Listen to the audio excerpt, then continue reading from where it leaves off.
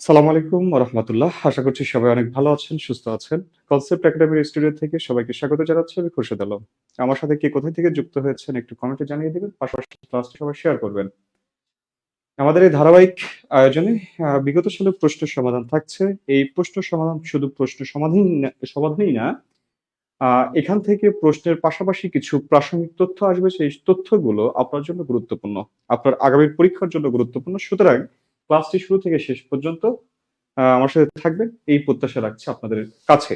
যাই হোক, একটু দ্রুত ক্লাসটি শেয়ার করে দিবেন। আপনাদের শেয়ার প্রত্যাশা করছি একটু ফাস্ট, হ্যাঁ? খুব দ্রুত ক্লাসটি শেয়ার করবেন।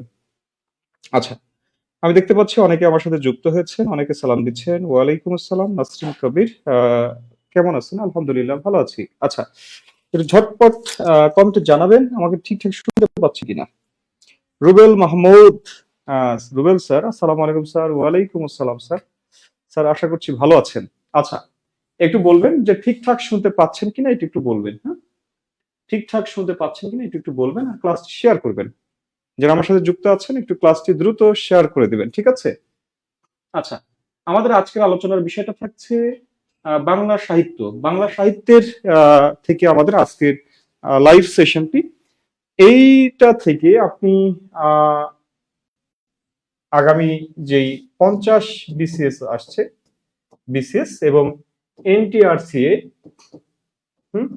এনটিআরসিএ আপনার প্রাইমারি প্রধান শিক্ষক, প্রাইমারি প্রধান শিক্ষক, প্রধান শিক্ষক নিয়োগ পরীক্ষার জন্য আশা করছি আপনাকে সহযোগিতা করবে। আরেকটি বিষয় হলো যারা বেসিক্যালি বাংলায় আছেন, বাংলা বাংলা যারা শিক্ষার্থী আছে তাদের জন্য সামনে যে এনটিআরসি পরীক্ষা আসছে, স্কুল পর্যায়ে, স্কুল টু স্কুল, তারপরে কলেজ পর্যায়ে যেটা আছে, এখানে আশা করছি আপনাকে হেল্প করবে। ঠিক আছে? আশা করছি যুক্ত থাকবেন। ওকে, আসেন।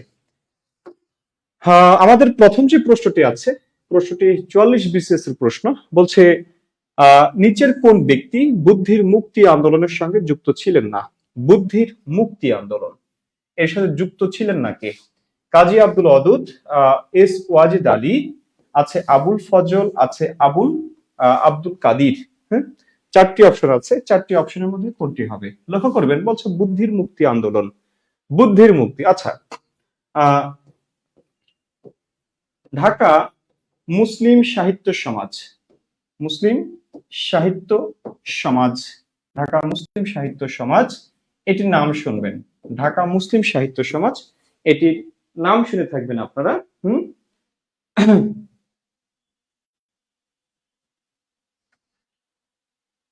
যারা আমার সাথে যুক্ত আছেন একটু ক্লাসটি শেয়ার করবেন। হ্যাঁ, বাংলা কথন। আসসালামু আলাইকুম। ওয়ালাইকুম আসসালাম। নুরুল আফসার আল মামুন সালাম দিয়েছেন। ওয়ালাইকুম আসসালাম। হ্যাঁ, নাজমুল কবির ২ লিখেছেন, ধন্যবাদ। আসেন, ঢাকা মুসলিম সাহিত্য সমাজ না, এটা হচ্ছে মুসলিম সাহিত্য সমাজ, যেটা ঢাকা কেন্দ্রিক ছিল। ঢাকা কেন্দ্রিক যেটা ছিল সেটা হচ্ছে মুসলিম সাহিত্য সমাজ। এই মুসলিম সাহিত্য সমাজ ১৯২৬ খ্রিস্টাব্দের ১৯ জানুয়ারি, ১৯ জানুয়ারি এটি প্রতিষ্ঠা লাভ করে এই মুসলিম সাহিত্য সমাজ, যেটা মুক্ত বুদ্ধির চিন্তাকে লালন করত। কুসংস্কার, কুপ্রথা যেগুলো এগুলো থেকে বেরিয়ে এসে অসাম্প্রদায়িক এক চেতনা ধারণ করত। সেটারই ফলস্বরূপ এসেছে বুদ্ধির মুক্তি আন্দোলন। এই বুদ্ধির মুক্তি আন্দোলনের এই যে প্রতিষ্ঠানের কথা বলছি, এই প্রতিষ্ঠান তিনটি ধাপে কাজ করত। এই বুদ্ধির মুক্তি আন্দোলন তথা এই মুসলিম সাহিত্য সমাজ এটি তিনটি ধাপে কাজ করত। কয়টি ধাপে? তিনটি ধাপে। যারা আমার সাথে যুক্ত আছে একটু ক্লাসটি শেয়ার করবেন, ঠিক আছে? একটু ক্লাসটি শেয়ার করবেন। তিনটি ধাপে কাজ করত। কি কি? একটা হচ্ছে, লক্ষ্য করবেন, একটা হচ্ছে পত্র পত্রিকা প্রকাশ, পত্র পত্রিকা প্রকাশ, পত্র পত্রিকা প্রকাশ। আরেকটি ধাপ হচ্ছে সাময়িক সাময়িক অধিবেশন, সাময়িক অধিবেশন ও বার্ষিক বার্ষিক সম্মেলন, বার্ষিক সম্মেলন করত এই প্রতিষ্ঠানটি। আরেকটি কাজ করতো, সেটা হচ্ছে গ্রন্থ প্রকাশ, গ্রন্থ প্রকাশ করত, প্রকাশ করে আর কি মুক্ত বুদ্ধির চিন্তা ছড়িয়ে দিত। এই মুসলিম সাহিত্য সমাজ, এই মুসলিম সাহিত্য সমাজের একটি পত্রিকা ছিল, সেই পত্রিকার নাম হচ্ছে শিক্ষা পত্রিকা। শিক্ষা পত্রিকা, এই শিক্ষা পত্রিকাটার একটা আন্দোলন ছিল যে বুদ্ধি যেখানে আসতো, সরি ভুলে গেলাম, একটু কমেন্ট করবেন।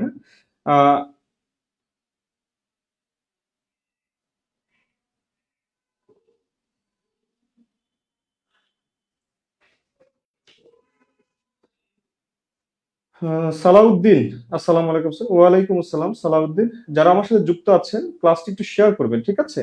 একটু ক্লাসটি শেয়ার করে দিবেন। হুম,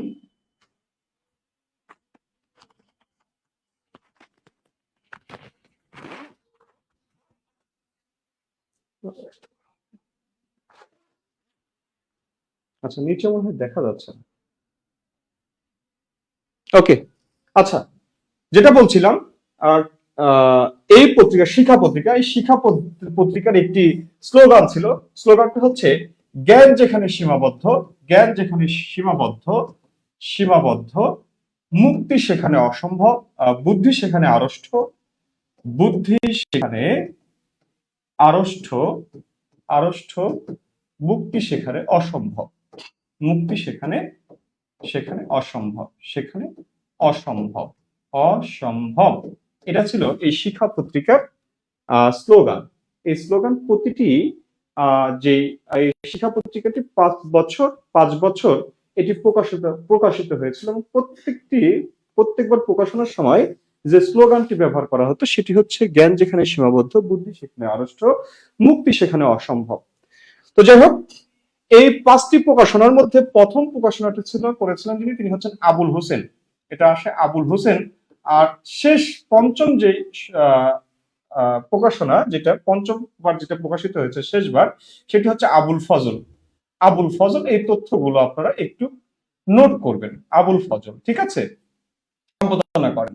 আচ্ছা, এখন এখানে যারা এই বুদ্ধির মুক্তি আন্দোলন এর সাথে যারা যুক্ত ছিলেন, যে লেখকগুলো যুক্ত ছিলেন, তারা ছিলেন আব্দুল কাদির, কাজী আব্দুল অদুদ, আবুল ফজল, আবুল হোসেন, কাজী মোতাহার হোসেন। এরা ছিল এর সাথে যুক্ত।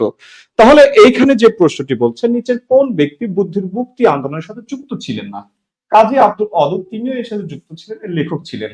তারপরে আবুল ফজল, ইনি এটা লেখক ছিলেন। আব্দুল কাদের, ইনি এটা লেখক ছিলেন। কাজী মোতাহার হোসেন, তিনিও লেখক ছিলেন।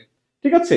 তাহলে এই জায়গাতে খ নম্বর যে অপশনটি আছে, এস ওয়াজেদ আলী, এই এস ওয়াজেদ আলী এটার সাথে সংযুক্ত ছিলেন না। তিনি ছিলেন বঙ্গীয় মুসলিম সাহিত্য সমাজের মুসলিম সাহিত্য সমিতি, তার সভাপতি ছিলেন। তাহলে আমরা এখানে খ নম্বর উত্তরটা হিসেবে কাউন্ট করছি, বুদ্ধির মুক্তি আন্দোলনের সাথে তিনি যুক্ত ছিলেন না। আসলে 2 নম্বর প্রশ্ন বলছে মুসলিম সাহিত্য সমাজ প্রতিষ্ঠিত হয়। দেখেন, এটি আমি একটু আগে বললাম, মুসলিম সাহিত্য সমাজ প্রতিষ্ঠিত হয় 1926 খ্রিস্টাব্দে 19 জানুয়ারি। তাহলে এটির উত্তর কি হবে? 19 জানুয়ারি 1926 খ্রিস্টাব্দ। 19 জানুয়ারি 1926 খ্রিস্টাব্দ, ঠিক আছে? আচ্ছা, একটু দ্রুত যারা আমার সাথে আছেন ক্লাসটি শেয়ার করবেন। হ্যাঁ, আচ্ছা যাই হোক, লক্ষ্য করেন তাহলে যে কথাটি বলছি, মুসলিম সাহিত্য সমাজ আধুনিক যুগের সূচনা লগ্নে যেই সংগঠনগুলো আছে সেগুলোর অন্যতম একটি সাহিত্যিক সংগঠন এই মুসলিম সাহিত্য সমাজ। এটি বেশ গুরুত্বপূর্ণ, এখান থেকে প্রশ্ন আসে, সুতরাং এটা আপনার জন্য গুরুত্বপূর্ণ। দেখেন 43 বিসিএসসি এসেছে এখান থেকে, 44 বিসিএসসি এখান থেকে এসেছে, সুতরাং এটি গুরুত্বপূর্ণ। আসেন পরের প্রশ্ন 3 নম্বর বলছে ইয়ং বেঙ্গল গোষ্ঠীভুক্ত লেখক ছিলেন কে? 40 বিসিএস এর প্রশ্ন বলছে ইয়ং বেঙ্গল গোষ্ঠীভুক্ত ছিলেন কে? অক্ষয় কুমার দত্ত, অ্যান্টনি ফিরিঙ্গি, মাইকেল মধুসূদন দত্ত, কালীপ্রসন্ন সিংহ ঠাকুর। আচ্ছা দেখেন, অক্ষয় কুমার দত্ত তিনি ছিলেন তত্ত্ববোধনী পত্রিকার সম্পাদক। এখানে যে অপশনে যে ব্যক্তিরা আছে, যারা আছেন অপশনে যে ব্যক্তিবর্গ আছেন, তারা প্রত্যেকেই বেশ গুরুত্বপূর্ণ এবং বেশ প্রভাবশালী ব্যক্তি এবং তাদের ঐতিহাসিক পরিচিতি বেশ সমুজ্জ্বল। লক্ষ্য করেন, প্রথম যিনি তিনি হচ্ছেন অক্ষয় কুমার দত্ত। এই অক্ষয় কুমার দত্ত হচ্ছেন তত্ত্ববোধিনী পত্রিকার সম্পাদক ছিলেন। অ্যান্টনি ফিরিঙ্গি তিনি একজন কবিয়াল ছিলেন, কবিয়াল অর্থাৎ 18 শতকে তিনি একজন কবিয়াল ছিলেন, কবি গান লিখতেন গাইতেন। মাইকেল মধুসূদন দত্ত বাংলা সাহিত্যের প্রথম বিদ্রোহী কবি, মাইকেল মধুসূদন দত্ত। আর কালীপ্রসন্ন সিংহ তিনি হচ্ছে এই যে হতুমি বাংলা যে ভাষাটা আছে সেই ভাষার প্রবর্তক হচ্ছেন কালীপ্রসন্ন সিংহ। অর্থাৎ চারজনই বেশ আলাদা আলাদা পরিচয় আছে চারজনের।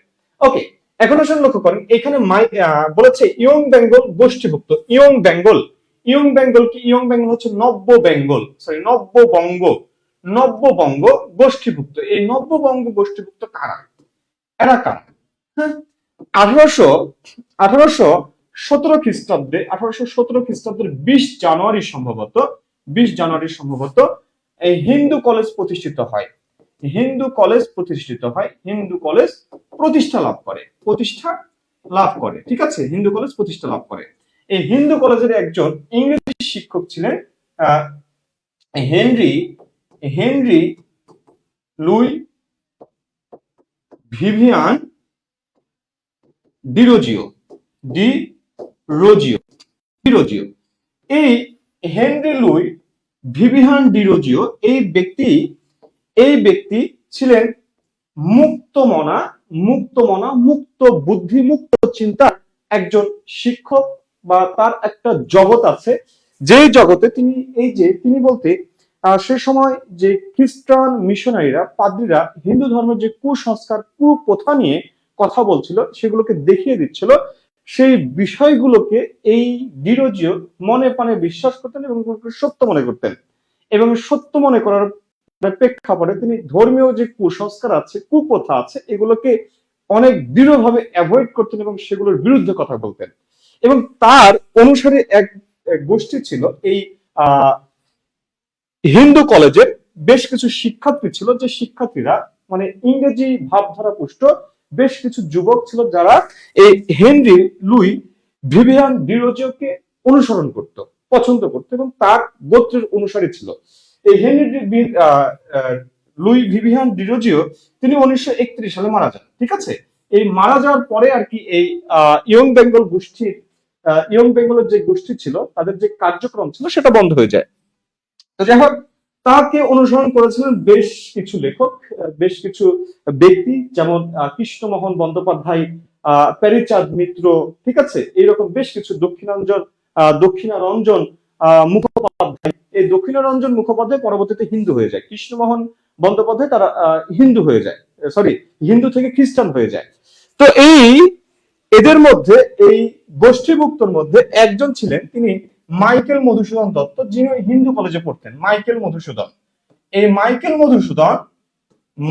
মধুসূদন দত্ত তিনিও হিন্দু কলেজে পড়তেন। এই মধুসূদন ডিরোজিওর মৃত্যুর পরে তার ভাবধারা পুষ্ট হয়েছিলেন, তার শিষ্য হয়েছিলেন, মানে তাকে তিনি অনুসরণ করেছিলেন। এই জন্য তাকে ইয়ং বেঙ্গল গোষ্ঠীভুক্ত হিসেবে ধরে নেওয়া হয়। এই জন্য এখানে আমাদের উত্তরটা হবে কি? ইয়ং বেঙ্গল গোষ্ঠীভুক্ত ছিলেন মাইকেল মধুসূদন দত্ত।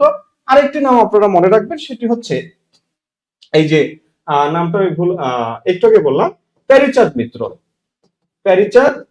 মিত্র, এই নামটাও মনে রাখবেন। প্যারীচাঁদ মিত্র, এই দুইজনই ছিলেন ইয়ং বেঙ্গল গোষ্ঠীভুক্ত এবং এই দুইজনই পরীক্ষার প্রশ্নে আসে। আসেন পরের কোশ্চেন। বেদান্ত গ্রন্থ ও বেদান্ত সার কার রচিত? বেদান্ত গ্রন্থ ও বেদান্ত সার কার রচিত? বেদান্ত গ্রন্থ এবং বেদান্ত সার কার রচিত?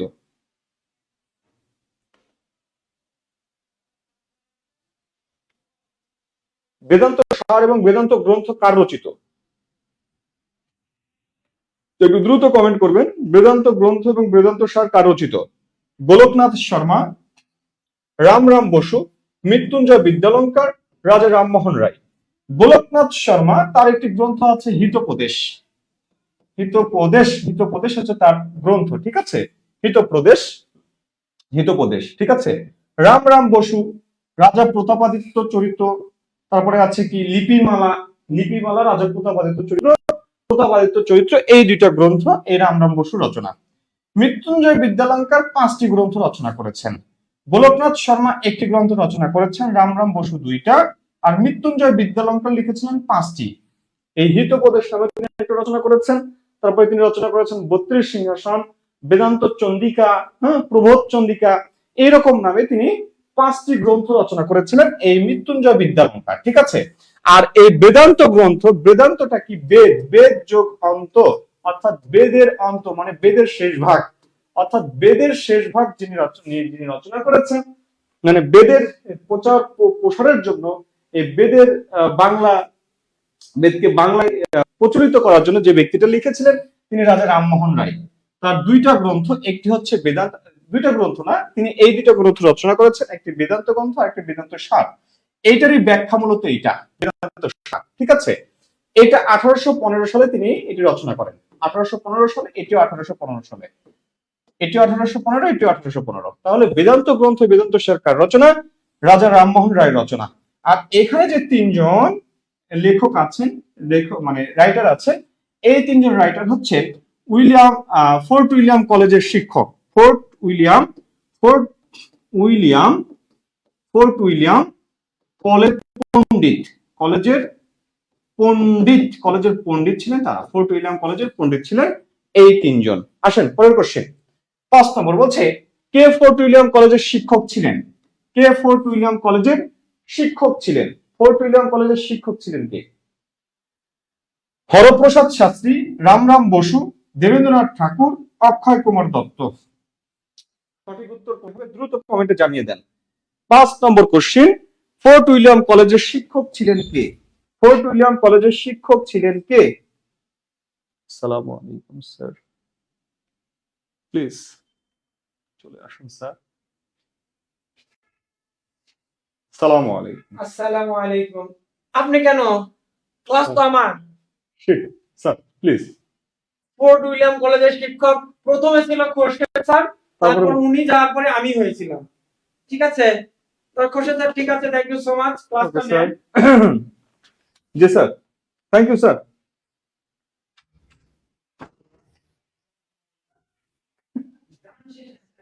ওকে, আসেন পরের কোশ্চেন বলছে ফোর্ট উইলিয়াম কলেজের শিক্ষক কে ছিলেন? কলকাতার লালবাজারে ফোর্ট উইলিয়াম দুর্গ থেকে ফোর্ট উইলিয়াম কলেজ প্রতিষ্ঠিত হয়। এই কলেজটি প্রতিষ্ঠায় যিনি ভূমিকা রাখেন তিনি হচ্ছেন লর্ড ওয়েলেসলি, ঠিক আছে, লর্ড ওয়েলেসলি। এই কলেজে বাংলা বিভাগ প্রতিষ্ঠা লাভ করে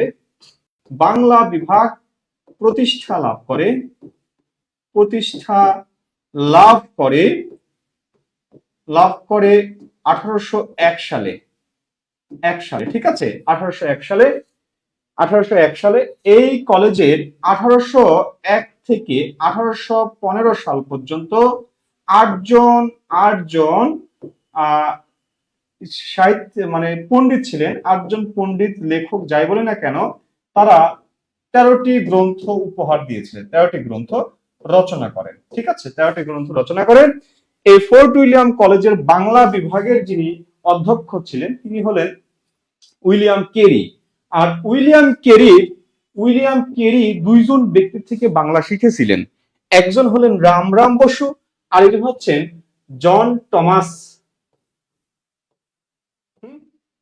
জন টমাসের কাছ থেকে তিনি বাংলা শিখেছিলেন। এই রাম বসুকে বলা হয় কেরি সাহেবের মুন্সি বলা হয়, কেরি সাহেবের মুন্সি। এই মুন্সি অর্থ হচ্ছে পণ্ডিত, এটি হচ্ছে ফার্সি শব্দ, ফার্সি ভাষার শব্দ। যারা ফার্সি ভাষা খুব ভালো জানতেন তাদেরকে মুন্সি বলা হতো, ঠিক আছে। এই মুন্সি, কেরি সাহেবের মুন্সি বলা হতো এই রাম বসুকে। এই রাম বসু হচ্ছেন ফোর্ট উইলিয়াম কলেজের একজন শিক্ষক, যিনি বাংলা সাহিত্যের প্রথম ফোর্ট উইলিয়াম কলেজ থেকে বাংলা আহ, সাহিত্যের প্রথম যে গদ্যটি প্রকাশ হয় সেটি ছিল এই রামরাম বসুর। 1801 সালে এটি প্রকাশিত হয়েছিল। নাম হচ্ছে রাজা প্রতাপাদিত্য চরিত্র রাজা প্রতাপাদিত্য চরিত্র। ঠিক আছে, এটি হচ্ছে যিনি রচনা করেছেন তিনি রামরাম বসু। আর এটি হচ্ছে বাংলা গদ্য সাহিত্যের প্রথম জীবন চরিত, মানে জীবনী সাহিত্য। বাংলা গদ্য সাহিত্যের প্রথম জীবনী সাহিত্য ছিল এই রামরাম বসু রাজা প্রতাপাদিত্য চরিত্র। ঠিক আছে, আসেন পরের যে কোশ্চেনটা আছে আমরা দেখি 6 নম্বর।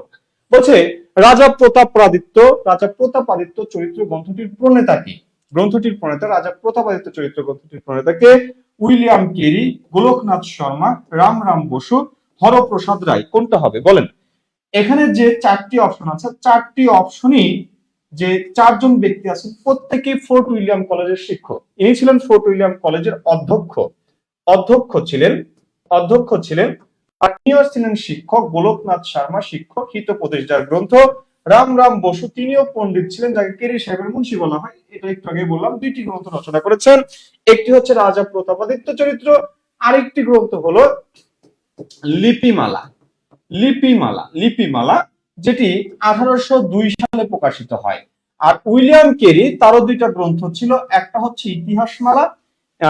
হ্যাঁ, উইলিয়াম কেরির একটা গ্রন্থ হচ্ছে ইতিহাসমালা,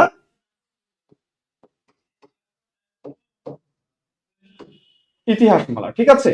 ওকে, আসেন তারপরে যেটা আছে হরপ্রসাদ রায়। এই হরপ্রসাদ রায়ের যে গ্রন্থটি আছে, একটি গ্রন্থ রচনা করেছেন, সেটা হচ্ছে পুরুষ পরীক্ষা। এই পুরুষ পরীক্ষা গ্রন্থটি কার? এই পুরুষ পরীক্ষা গ্রন্থটি হচ্ছে বিদ্যাপতি রচিত পুরুষ পরীক্ষা। এই পুরুষ পরীক্ষার তিনি অনুবাদ করেছেন, পরে এই গ্রন্থটি রচনা করেছেন, সেটির নাম হচ্ছে পুরুষ পরীক্ষা। তাহলে এইখানে রাজা প্রতাপাদিত্য চরিত্র যেটা বলছি সেটি কার? সেটি হচ্ছে রামরাম বসু। উত্তর গ। আসেন পরের প্রশ্নটা লক্ষ্য করেন, 7 নম্বর। বলছে ফোর্ট উইলিয়াম কলেজের অধ্যক্ষ কে ছিলেন? ফোর্ট উইলিয়াম কলেজের অধ্যক্ষ কে ছিলেন? অধ্যক্ষ William Carey, Lord Wellesley, Mrityunjay Vidyalankar, Ramram Basu. কোনটি হবে?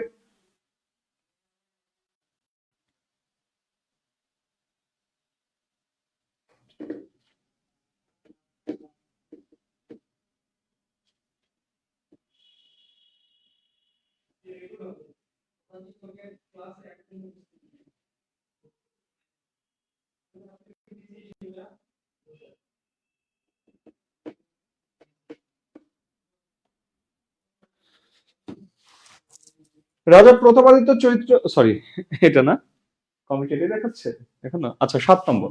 ওকে, ফোর্ট উইলিয়াম কলেজের অধ্যক্ষ কে ছিলেন? ফোর্ট উইলিয়াম কলেজের অধ্যক্ষ ছিলেন উইলিয়াম কেরি। এটা আমরা এইমাত্র জানলাম। আসেন পরের প্রশ্ন 8 নম্বর। বলছে বাংলা কথ্য ভাষার আদি গ্রন্থ কোনটি? বাংলা কথ্য ভাষার আদি গ্রন্থ কোনটি?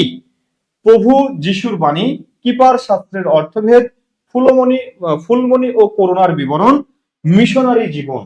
কোনটি হবে? একটু ঝটপট কমেন্টে জানিয়ে দেন সঠিক উত্তর কোনটি। কি ব্যাপার আমার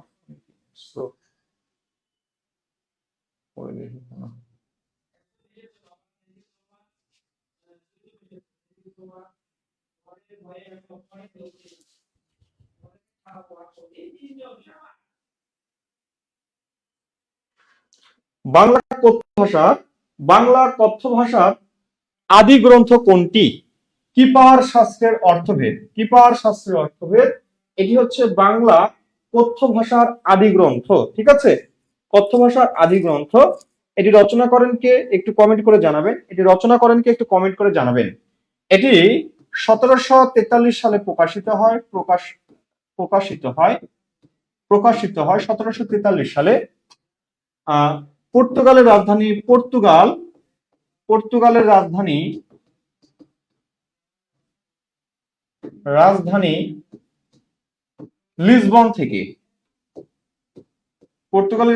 লিসবন থেকে এটি প্রকাশিত হয়। হরফ ছিল রোমান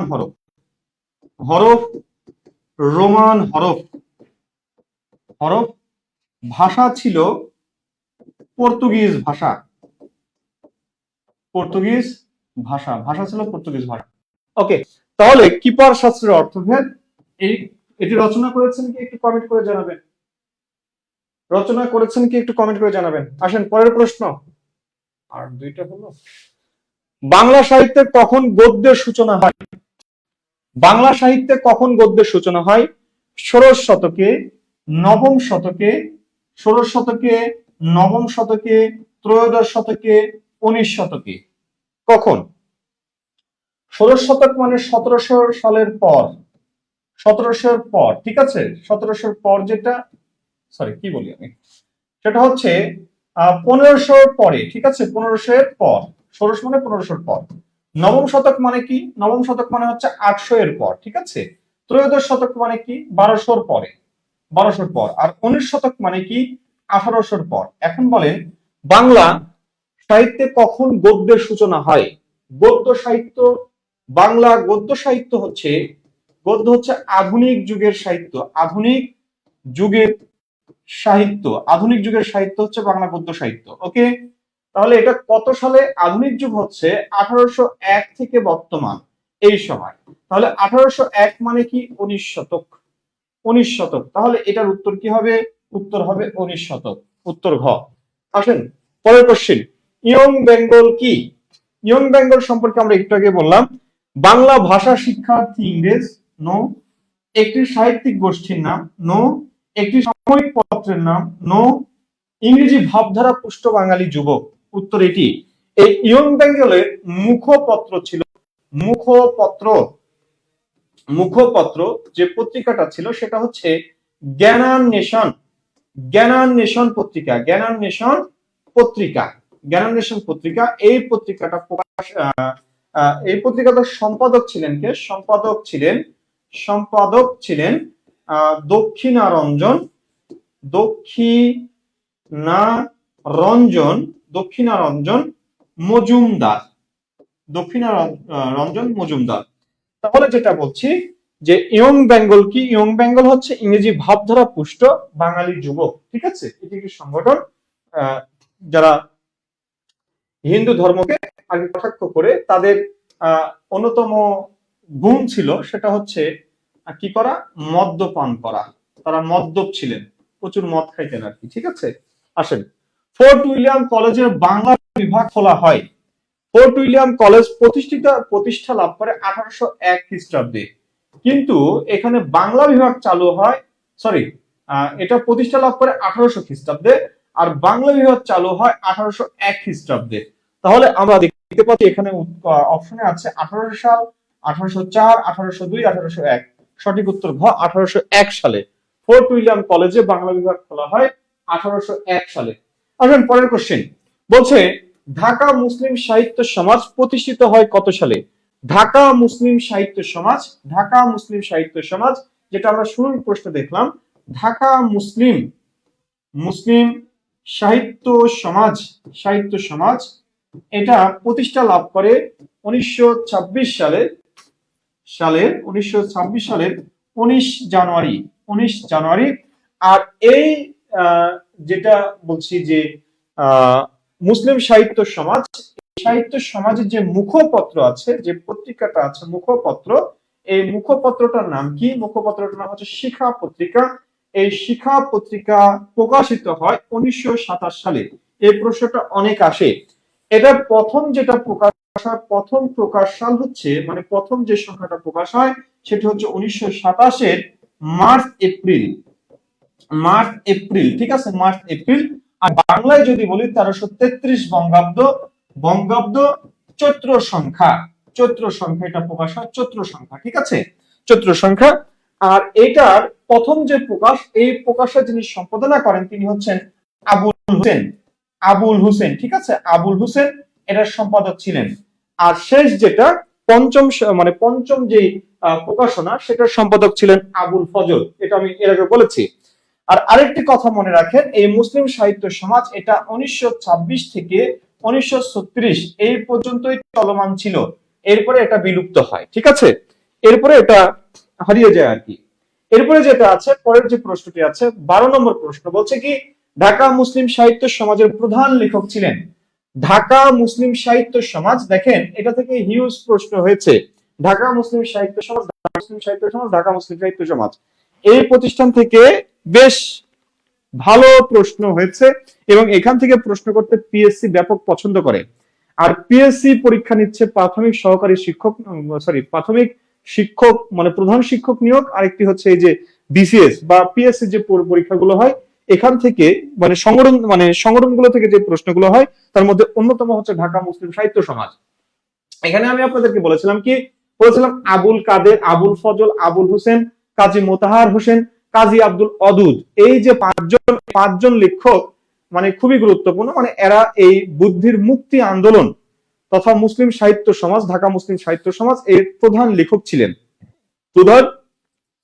ছিলেন এবং এদেরকে বলা হতো বুদ্ধির মুক্ত বুদ্ধির লেখক, এদেরকে বলা হতো মুক্ত বুদ্ধির লেখক। দেখেন যদি আপনাকে প্রশ্ন করতো ঢাকা মুসলিম সাহিত্য সমাজের প্রধান লেখক না লিখে যদি বলতো মুক্ত বুদ্ধির লেখক কারা, তাহলে কিন্তু এটাই হতো, মুক্ত বুদ্ধির লেখক কারা। এই মুক্ত বুদ্ধির বা বুদ্ধির মুক্তি আন্দোলন বা মুসলিম সাহিত্য সমাজ একই জিনিস, ঠিক আছে। তাহলে এই জায়গায় দেখেন কি কি আছে, কাজী আব্দুল অদুদ, এই কথাটা আমি বলেছি, আবুল হোসেন, হ্যাঁ এটাও, এই দুইটা হচ্ছে, এটা হচ্ছে উত্তর, ঠিক আছে। মোহাম্মদ বরকতুল্লাহ না, আবুল কালাম শামসুদ্দিন না, এরা ছিল না মুসলিম সাহিত্য সমাজের প্রধান লেখক না। মোহাম্মদ আকরাম খাঁ, মোহাম্মদ শহীদুল্লাহ, এরা বঙ্গীয় মুসলিম সাহিত্য সমিতি তার সাথে যুক্ত ছিলেন। কাজী এমদাদুল হক, তিনিও বঙ্গীয় মুসলিম সাহিত্য সমাজের সাথে সাহিত্য সমিতির সাথে যুক্ত ছিলেন। ওয়াজেদ আলী, মোহাম্মদ ওয়াজেদ আলী, তিনিও বঙ্গীয় মুসলিম সাহিত্য সমিতির সাথে যুক্ত ছিলেন। সুতরাং এরা নন। তাহলে উত্তর কি? উত্তর ক। আসলে পরের প্রশ্ন 13 নম্বর বলছে শ্রীরামপুর মিশনারিরা স্মরণীয় যে জন্য। শ্রীরামপুর মিশনারিরা, শ্রীরামপুর, দেখেন শ্রীরামপুর মিশন, শ্রীরামপুর মিশন, ঠিক আছে, মিশন, এই শ্রীরামপুর মিশনারি, ঠিক আছে, মিশনারিরা কিসের সাথে মানে স্মরণীয় কেন? লক্ষ্য করেন তারা যে বাংলার যে মুদ্রণ যন্ত্র, মুদ্রণ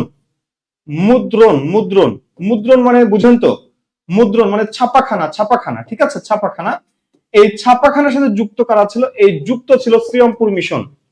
এই শ্রীরামপুর মিশনটা যুক্ত ছিল এর সাথে, ছাপাখানার সাথে যুক্ত ছিল, এই জন্য তারা হচ্ছেন গুরুত্বপূর্ণ। তাহলে প্রথম বাংলা খ্রিস্ট ধর্ম প্রচারের জন্য না, এটার জন্য না, প্রথম বাংলা মুদ্রণ, এই মুদ্রণের জন্য কি এই শ্রীরামপুরের মিশনারিরা স্মরণীয়। শ্রীরামপুরের মিশনারিরা স্মরণীয় কেন? এই মুদ্রণের জন্য তারা স্মরণীয়। ওকে,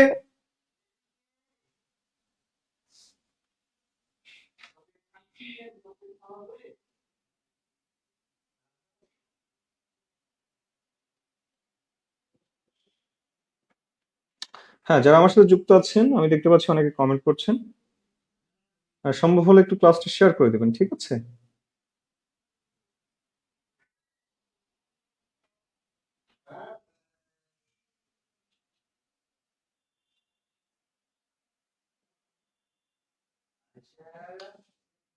আচ্ছা, আমি একটা প্রশ্ন দিই আপনাদেরকে আমি একটা কোশ্চেন দিই, বলেন এই শ্রীরামপুর মিশন থেকে প্রথম মানে প্রকাশিত প্রথম গ্রন্থ কোনটি? প্রকাশিত প্রথম গ্রন্থ কোনটি? কমেন্ট করবেন। প্রথম গ্রন্থ কোনটি? শ্রীরামপুর মিশনার থেকে প্রকাশিত প্রথম গ্রন্থ কোনটি? এটি পশ্চিমবঙ্গ হুগলিতে অবস্থিত, মানে শ্রীরামপুর মিশন, ঠিক আছে। এটি 1800 সালে এটি আর কি ডাচ ডেনমার্কের অধীনে ছিল এবং 1808 সালে এটি ইংরেজরা দখল করে নেয়। এটি 1800 থেকে 1845 সাল পর্যন্ত এটি চলমান ছিল, এই শ্রীরামপুর মিশন। আর 1855 সাল পর্যন্ত এই প্রেসটা চলমান ছিল, ঠিক আছে, 1855 সাল পর্যন্ত প্রেসটি চলমান ছিল। আর এই শ্রীরামপুর মিশন চলমান ছিল 1800 থেকে 1845 সাল। যাই হোক, একটু কমেন্ট করবেন প্রথম গ্রন্থ কোনটি? শ্রীরামপুর মিশন থেকে মুদ্রিত প্রথম গ্রন্থ কোনটি? শ্রীরামপুর মিশন থেকে, একটু কমেন্ট করবেন। আসেন পরেরটা, 14 নম্বর কোশ্চেন বলছে লিপিমালা কে রচনা করেন?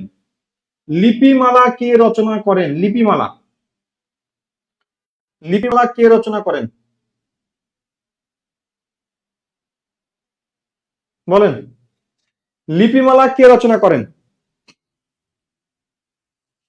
কাশিরাম দাস, দ্বিজরাম দেব, রামরাম বসু, মুক্তরাম সেন।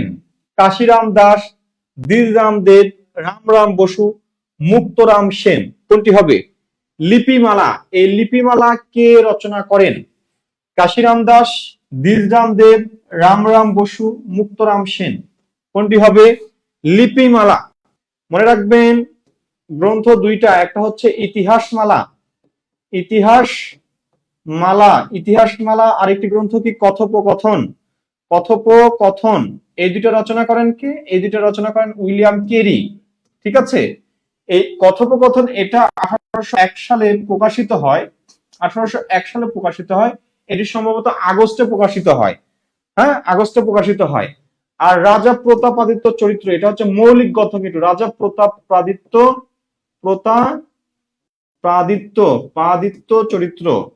চরিত্র এই গ্রন্থটি প্রকাশিত হয়, এটি প্রকাশিত হয় 1801 সালের জুলাই মাসে সম্ভবত।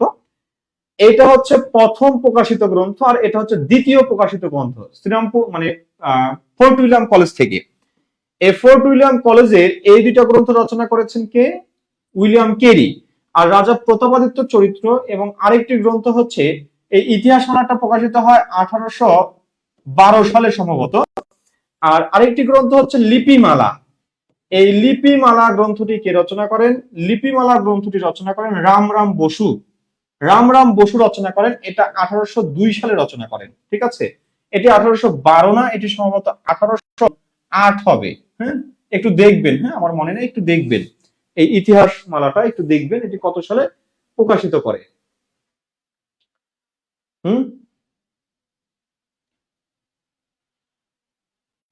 এটা 8 হবে না, 12ই হবে। তারপরে একটু দেখবেন, হ্যাঁ 1812ই হবে, এটা 12ই হবে, হ্যাঁ 12 হবে। তারপর একটু দেখবেন ইতিহাস মালাটা। তাহলে বলছি এই লিপিমালাটা কার রচনা? লিপিমালাটা হচ্ছে রামরাম বসু রচনা। তাহলে লিপিমালা রচনা করেছেন কে? রামরাম বসু 1802 সালে। এরপরে কথোপকথন, এই কথোপকথনের রচয়িতা কে? এটি তো একটু আগে বললাম 1812, তাই না? 1812 না, 1812 না, কথোপকথন 1801। এটা হচ্ছে দ্বিতীয় গ্রন্থ। 1801 সালের আগস্ট মাসে এটি প্রকাশিত হয়, এটি দ্বিতীয় গ্রন্থ। কে রচনা করেছেন? William Carey. তাহলে উইলিয়াম কেরির গ্রন্থ হচ্ছে দুইটা, একটা কথোপকথন আর একটি হচ্ছে ইতিহাসমালা। ঠিক আছে, ইতিহাসমালা। আর আপনাদেরকে আমি একটা জিজ্ঞাসা করেছি, শ্রীরামপুর মিশন থেকে প্রকাশিত প্রথম গ্রন্থ কোনটি? মিশন থেকে প্রকাশিত প্রথম গ্রন্থ কোনটি? প্রথম গ্রন্থ হচ্ছে মঙ্গল সমাচার। মঙ্গল সমাচার হচ্ছে প্রথম গ্রন্থ, মঙ্গল সমাচার। ঠিক আছে, মনে রাখবেন এই মঙ্গল সমাচার এই গ্রন্থটি হচ্ছে শ্রীরামপুর মিশন থেকে প্রকাশিত প্রথম গ্রন্থ। আর ফোর্ট উইলিয়াম কলেজ থেকে প্রকাশিত প্রথম গ্রন্থ কোনটি? প্রথম গ্রন্থ হচ্ছে রাজা প্রতাপাদিত্য চরিত্র, এইটা। ঠিক আছে, আসেন পরের প্রশ্ন। 16 নম্বর কোশ্চেন বলছে কি, কাকে যুগ সন্ধিক্ষণের কবি বলা হয়? যুগ সন্ধিক্ষণের কবি কাকে বলা হয়? মুকুন্দরাম চক্রবর্তী, রবীন্দ্রনাথ ঠাকুর, শঙ্খ ঘোষ, ঈশ্বরচন্দ্র গুপ্ত। মুকুন্দরাম চক্রবর্তী হচ্ছেন মঙ্গল কাব্যের কবি। মঙ্গল কাব্য কি? ওই যে আপনারা পড়েছেন, এক মঙ্গলবার থেকে পাঠ করে অন্য মঙ্গলবারে শেষ হয় আর কি। ঠিক আছে, মঙ্গল কাব্য। যাই হোক, এই মঙ্গল কাব্যের যেটি চণ্ডী মঙ্গল কাব্য, এই চণ্ডী মঙ্গল কাব্যের শ্রেষ্ঠ কবি হচ্ছেন মুকুন্দরাম চক্রবর্তী। রবীন্দ্রনাথ ঠাকুরকে আপনারা চেনেন। আর ঈশ্বরচন্দ্র গুপ্ত হচ্ছে গুপ্তবাবু যুগ সন্ধিক্ষণের কবি। যুগ সন্ধিক্ষণ এই যুগ সন্ধিক্ষণ কোন সময়? ভারতচন্দ্র রায়গুণাকর 1760 সালে মৃত্যুবরণ করেন। এই 1760 থেকে 1860 যে 100 বছর সময়, এই 100 বছর সময়টাকে বলা হয় দ্বিতীয় অন্ধকার যুগ। দ্বিতীয় অন্ধকার যুগ বা যেটাকে বলা হয় প্রায় শূন্যতার যুগ। সৈয়দ আলী আহসান বলেছেন প্রায় শূন্যতার যুগ। এই প্রায় শূন্যতার যুগের যে কবি তিনি হচ্ছেন ঈশ্বরচন্দ্র গুপ্ত। ঠিক আছে, তাহলে যুগ সন্ধিক্ষণের কবিকে ঈশ্বরচন্দ্র গুপ্ত। আসেন পরের প্রশ্ন। 17 নম্বর বলছে, বাংলা সাহিত্যে আধুনিক যুগের সূচনা হয়। আধুনিক যুগের সূচনা হয় কবে? আপনাদেরকে আমি একটু আগে দেখিয়েছি। আধুনিক যুগের সূচনা হয় 1801 থেকে বর্তমান কাল, অর্থাৎ এটা হচ্ছে আধুনিক যুগ। হ্যাঁ, আধুনিক যুগ। তাহলে আধুনিক যুগের সময়কাল যেহেতু 1801 থেকে শুরু হয়, সুতরাং উত্তর হবে ক। 17 নম্বর উত্তর হবে ক। 18 নম্বর প্রশ্ন বলেছে কি, ব্রাহ্মণ রোমান ক্যাথলিক সংবাদ নামক মুদ্রিত গ্রন্থের রচয়িতা কে? Mrityunjay Vidyalankar, Dom Antonio do Rozario, Henry Louis Vivian Derozio, Henry Pitts Forster. কোনটি হবে একটু ঝটপট কমেন্ট করেন। 18 নম্বর প্রশ্নটির উত্তর কি হবে একটু ঝটপট কমেন্ট করেন।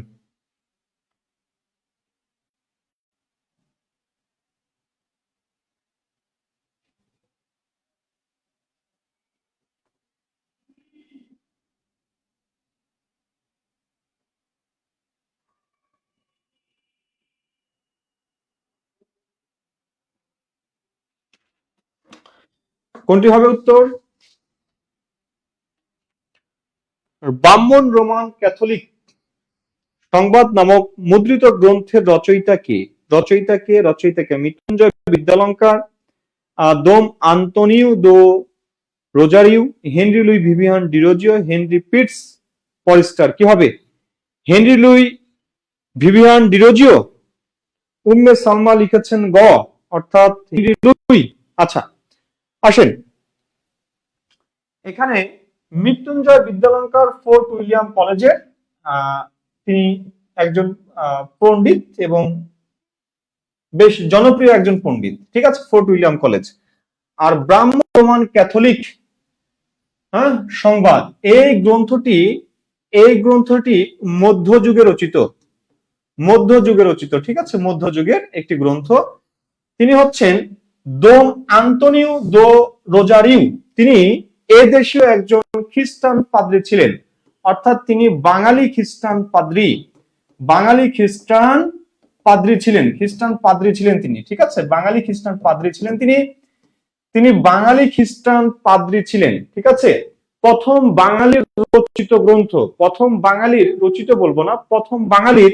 রচিত মুদ্রিত গ্রন্থ যেটি, সেটি হচ্ছে ব্রাহ্মণ রোমান ক্যাথলিক সংবাদ। এই গ্রন্থটির পৃষ্ঠা সংখ্যা হচ্ছে মাত্র 120 পৃষ্ঠা।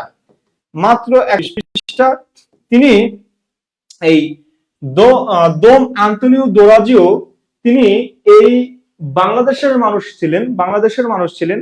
কথিত আছেন তিনি যশোর ফরিদপুর অঞ্চল অথবা ঢাকা অঞ্চলের ভূষণার জমিদার পুত্র বা রাজপুত্র ছিলেন। তিনি আরাকানের মগ দস্যুদের হাতে একবার অপহৃত হয়েছিলেন, মানে তাকে অপহরণ করে নিয়ে যাওয়া হয়েছে। এই অপহরণ করে নিয়ে যাওয়ার পরে এক খ্রিস্টান পাদ্রী, এক পর্তুগিজ পাদ্রী তাকে সেখান থেকে উদ্ধার করার পরে তাকে খ্রিস্টান ধর্মে দীক্ষা দেওয়া হয় এবং তিনি এদেশীয় বাঙালি ধর্ম যাজক হয়েছিলেন। তার রচিত গ্রন্থটাই হচ্ছে ব্রাহ্মণ রোমান ক্যাথলিক সংবাদ, অর্থাৎ উত্তর খ। আসেন পরের প্রশ্ন, 19 নম্বর প্রশ্ন বলছে বাংলা ভাষায় মুদ্রিত প্রথম গ্রন্থের নাম নির্দেশ করুন। লিপিমালা, প্রবোধ চন্ডিকা, সবুজপত্র, কথোপকথন। কোনটি হবে উত্তর? বলেন কোনটি হবে উত্তর হবে?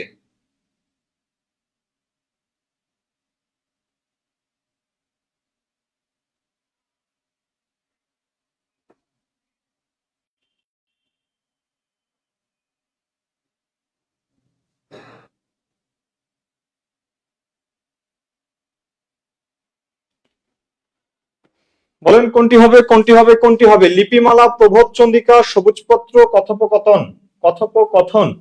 এই প্রবোধ চন্ডিকা হচ্ছে বিদ্যালঙ্কারের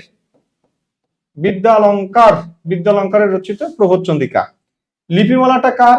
লিপিমালা হচ্ছে রাম বসু 1802 খ্রিস্টাব্দে। সবুজপত্র এটা একটা পত্রিকা, 1914 প্রকাশ, ঠিক আছে।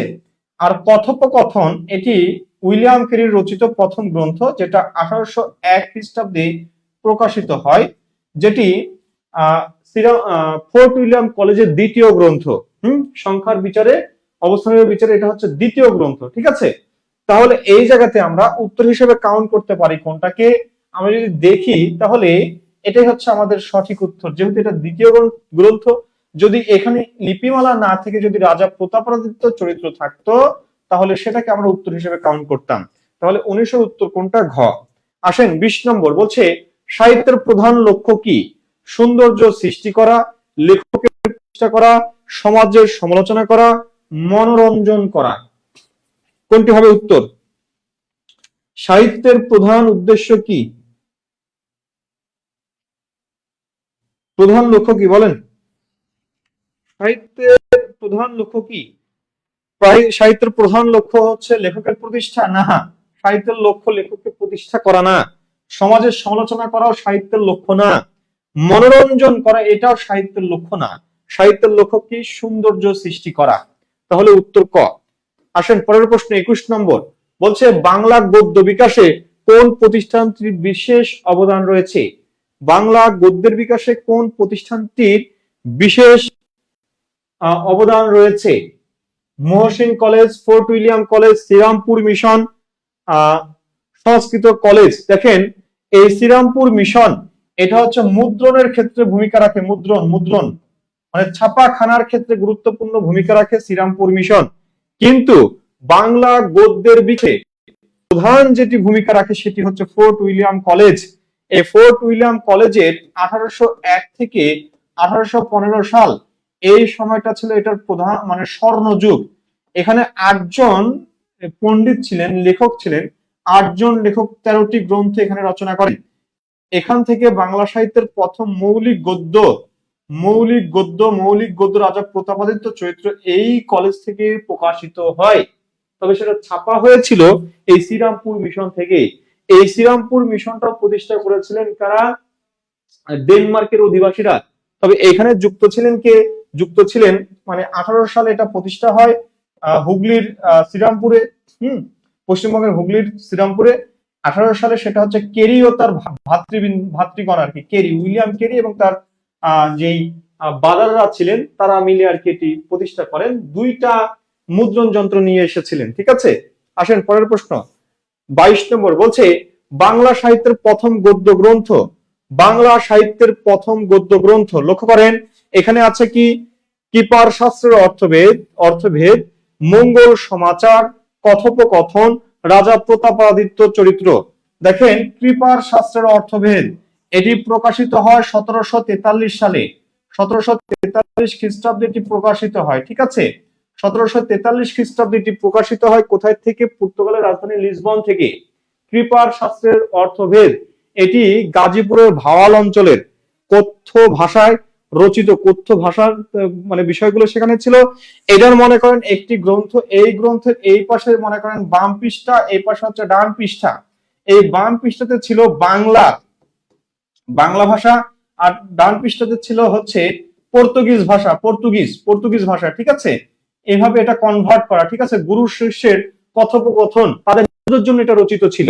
যাই হোক, এই কৃপার শাস্ত্রের অর্থভেদ এটা হচ্ছে 1743 সালে এটি প্রকাশিত হয়। এরপরে যেটা আছে মঙ্গল সমাচার, এটা উইলিয়াম কেরি শ্রীরামপুর মিশন থেকে প্রথম প্রকাশ করেন 1801 খ্রিস্টাব্দে, মেবি 1801 খ্রিস্টাব্দে, না হয়তো 1800 খ্রিস্টাব্দে হবে। হ্যাঁ, 1800 কি 1801 খ্রিস্টাব্দে। যাই হোক, মঙ্গল সমাচার মানে এটি বাইবেলের একটি অংশ অনুবাদ করেছিলেন বাইবেলের। ঠিক আছে, বাইবেল বাংলায় অনুবাদ করেন উইলিয়াম কেরি, মনে রাখবেন। এবার যেটি আছে কথোপকথন, এই কথোপকথন হচ্ছে কেরি সাহেবেরই কথোপকথন। রাজা প্রতাপাদিত্য চরিত্র এটা কার রচনা? এটা হচ্ছে ওই যে রাম বসু। ঠিক আছে, রাম বসুর। এটা হচ্ছে 1801 সালে। এটা 1801 সালে কথোপকথন, এটা 1801 সালে। তাহলে এবার আপনি বলেন যে বাংলা সাহিত্যের প্রথম গদ্য গ্রন্থ কোনটি? প্রথম গদ্য গ্রন্থ কৃপার শাস্ত্রের অর্থভেদ। আর যদি আপনাকে প্রশ্ন করতো যে শ্রীরামপুর মিশনের প্রথম প্রকাশিত মুদ্রিত গ্রন্থ কোনটি, তখন অবশ্যই আপনি উত্তর করবেন মঙ্গল সমাচার। আর আপনাকে যদি প্রশ্ন করে ফোর্ট উইলিয়াম কলেজের প্রকাশিত প্রথম গ্রন্থ কোনটি, রাজা প্রতাপাদিত্য চরিত্র। ঠিক আছে, এই তথ্যগুলো একটু মানে ঝামেলা লাগিয়ে দেয়, এগুলো একটু খেয়াল রাখবেন। পরের প্রশ্ন, উইলিয়াম কেরি রচিত গ্রন্থ কোনটি? উইলিয়াম কেরি তো 2টা গ্রন্থই রচনা করেছেন ফোর্ট উইলিয়াম কলেজ থেকে। ফোর্ট উইলিয়াম কলেজ থেকে 2টা গ্রন্থ রচনা করেছেন, আর শ্রীরামপুর মিশন থেকে ওই যে মঙ্গল সমাচার। যাই হোক, লক্ষ্য করেন এখানে তাহলে কোনটা? ইতিহাসমালা মনে রাখবেন। ইতিহাস নিয়ে কাজ করছেন কে? ঐতিহাসিক ব্যক্তি কেরি। ঠিক আছে, ইতিহাসমালা। আর বাংলা লিপি নিয়ে কে কাজ করছে? বাঙালি, নাম কি? রামরাম বসু। ঠিক আছে, এভাবে মনে রাখবেন, রামরাম বসু। হয়তো 2টার শেষে মালা আছে তো তখন কোন জায়গাতে মালা লাগিয়ে দিবেন একটু ঝামেলা হয়ে যাবে। তাহলে এখানে যেটা বলছি যে উইলিয়াম কেরি রচিত গ্রন্থ কোনটি? গ্রন্থ হচ্ছে ইতিহাস মালা, এটা উইলিয়াম কেরির। আবার কথোপকথন, এটা উইলিয়াম কেরির। লিপিমালা হচ্ছে রামরাম বসুর। হিতোপদেশ, এটা হচ্ছে গোলকনাথ শর্মা। আবার বলা যায় মৃত্যুঞ্জয় বিদ্যালঙ্কার, দুইজনই সেম নামে রচনা করেন। ঠিক আছে, দুইজনই সেম নামে রচনা করেন। তাহলে এই জায়গাতে আমরা উত্তর নিব ক এবং খ দুইটাই। আসেন পরের প্রশ্ন 24 নম্বর, বলছে ফুলমণি ও করুণার বিবরণ গ্রন্থের রচয়িতা কে? ফুলমণি ও করুণার বিবরণ গ্রন্থের রচনা কি, মানে রচয়িতা কে? ফুলমণি আর করুণার বিবরণ, হ্যাঁ, কার রচনা?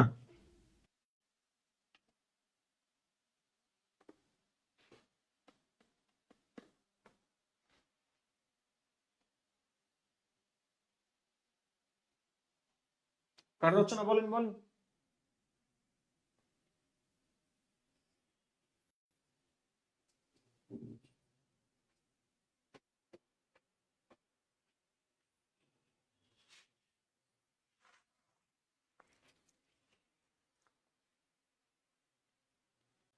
কার রচনা? ফুলমণি ও করুণার বিবরণ গ্রন্থটির রচনাকার হ্যানা ক্যাথরিন ম্যালেন্স।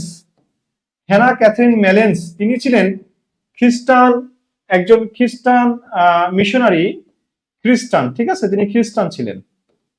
এই খ্রিস্টান তিনি এই ফুলমণি ও করুণার বিবরণ নামে তিনি একটি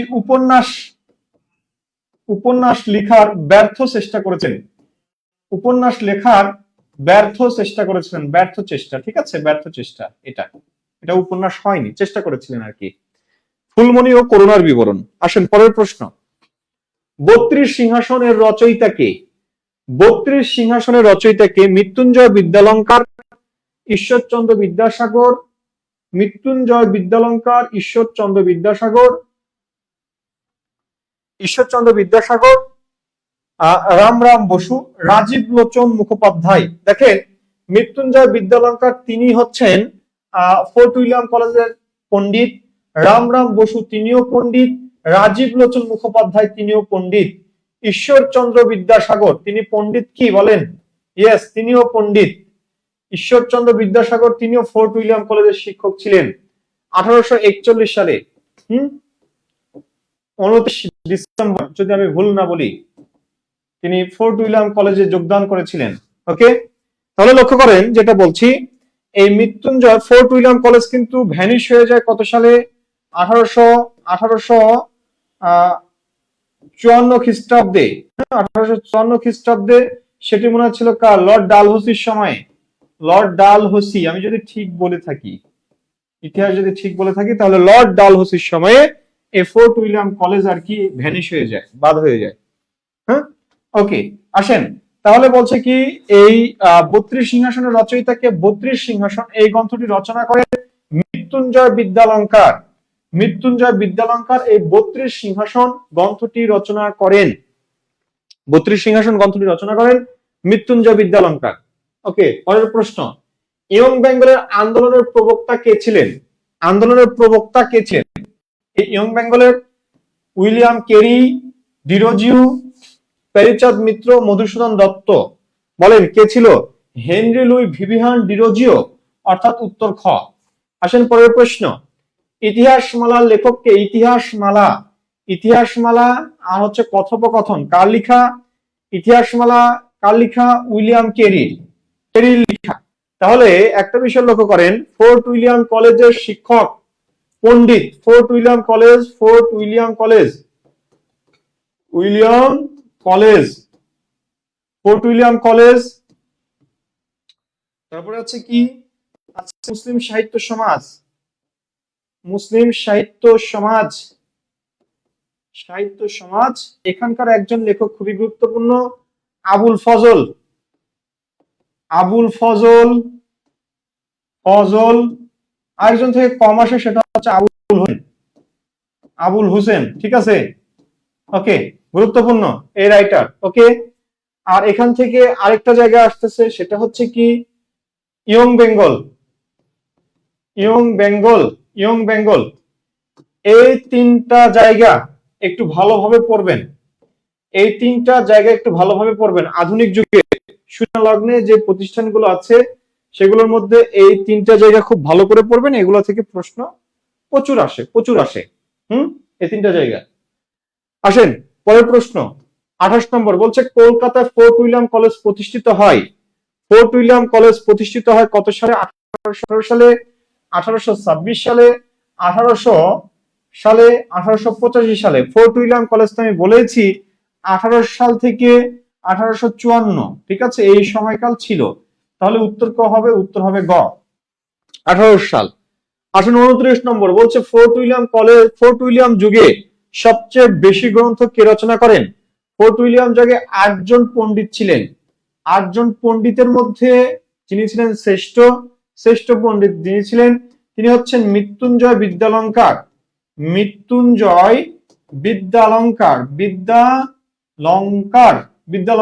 এই বিদ্যালঙ্কার রচনা করেছেন 5টি গ্রন্থ: 32 সিংহাসন, হিতোপদেশ, তারপরে আছে প্রবোধ চন্ডিকা, এরকম 5টি গ্রন্থ তিনি রচনা করেন।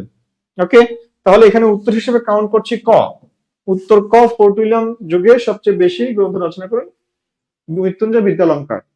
আধুনিকতার লক্ষণ কি? ইংরেজি শিক্ষা, দেশে বিদেশে ঘুরে বেড়ানো, সহশিক্ষা, স্বদেশ প্রেম ও মানবতাবাদ।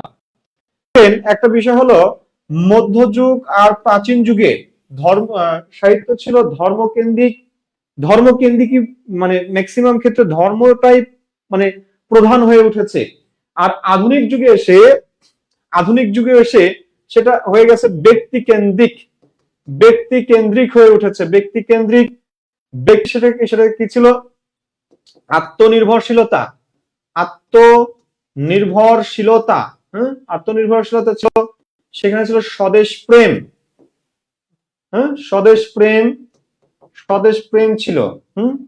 প্রেম ছিল।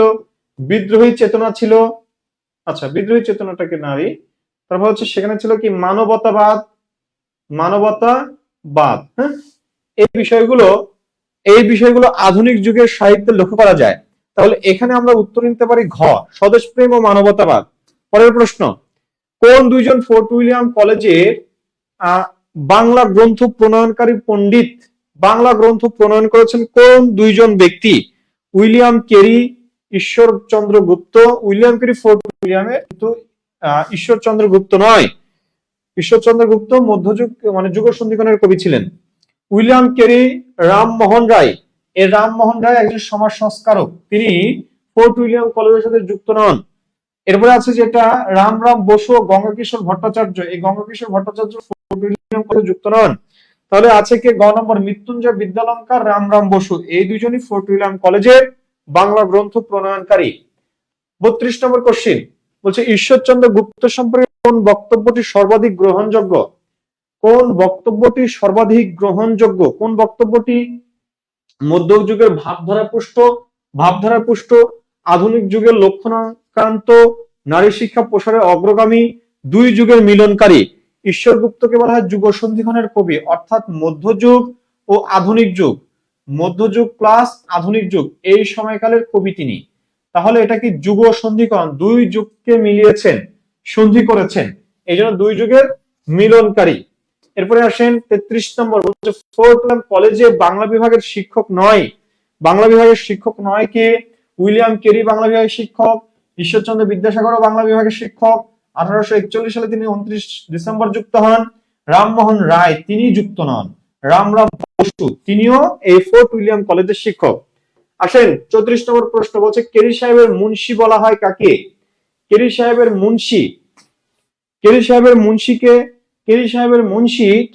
মুন্সি রামরাম বসু, মৃত্যুঞ্জয় বিদ্যালঙ্কার, চণ্ডীচরণ মুন্সি, গোলকনাথ শর্মা। বলেন তো চণ্ডীচরণ মুন্সির একটি গ্রন্থ আছে, সেটা কি? তোতা ইতিহাস।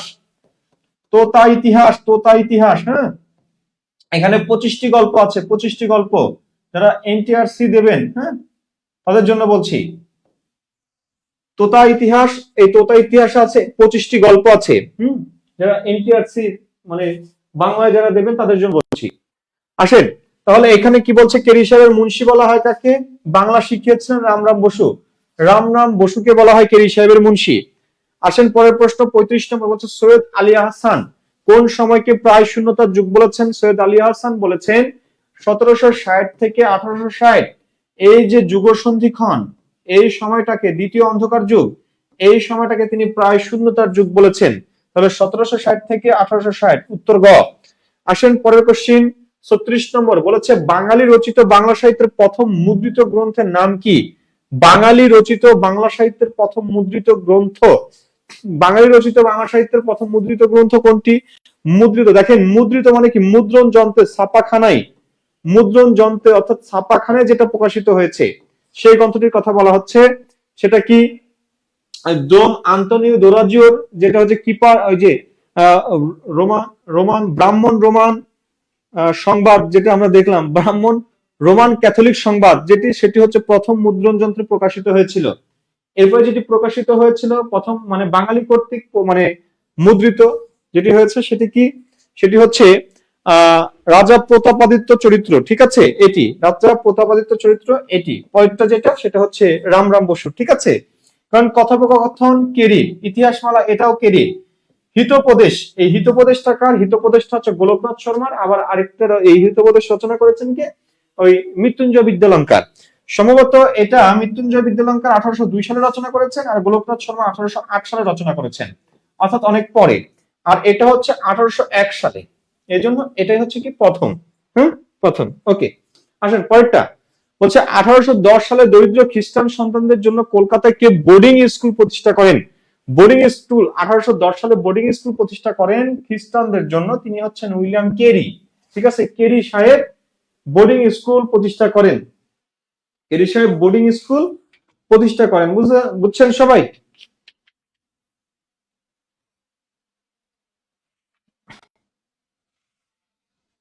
বুঝছেন?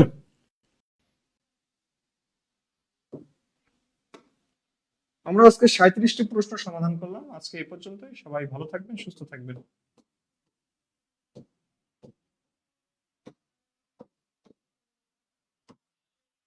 আল্লাহ হাফেজ, শুভরাত্রি, আসসালামু আলাইকুম ওয়া রাহমাতুল্লাহ।